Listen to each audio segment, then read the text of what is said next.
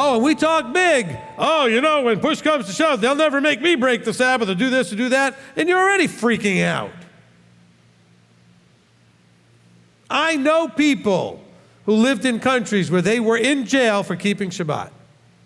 I have met people who are now in this country, but when they were in their country, they spent time in jail for Shabbat keeping. Okay? Would you be willing to do that? Oh, you talk it, but are you really willing to do that? See, because this knowing thing,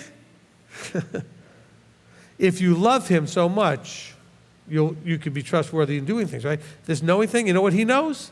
He knows your heart. Oh, people love to use that when they think it's in their favor. Oh, well, Yahweh knows my heart. Yeah, he does. That ought to scare you more than anything else. He knows when you're trying to spin something, when you're trying to rational lie to yourself about something. Oh, well, I know I shouldn't do that, but he knows my heart. What in the world does that mean anyway? You know you shouldn't do it, and then you say, well, he knows my heart. What does that mean? That is so Christianese for, he knows I love him, but you're not doing what he says, so that's not expressing love. That's the point of these 26 parts so far of this teaching. Okay?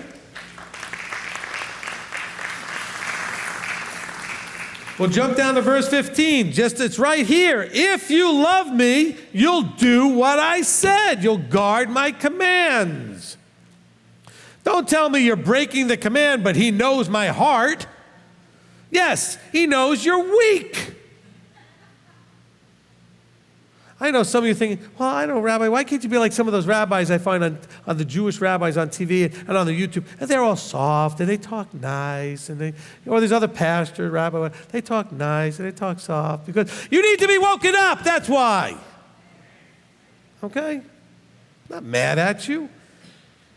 I don't know how else to get through to you. You don't listen. Okay? Any of you have kids, you know what I feel like. Because you have kids, you know. You look at the kid, you go, and they're all upset. You go, what's the problem? You don't listen.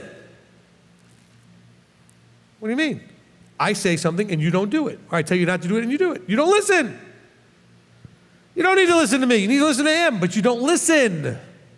Because you want to do it through your filters of how you think it should be instead of the way he said it. Oh, but he knows my heart.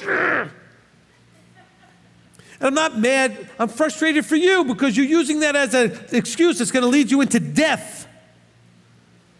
Yes, he knows your heart. Why don't you act like he knows your heart?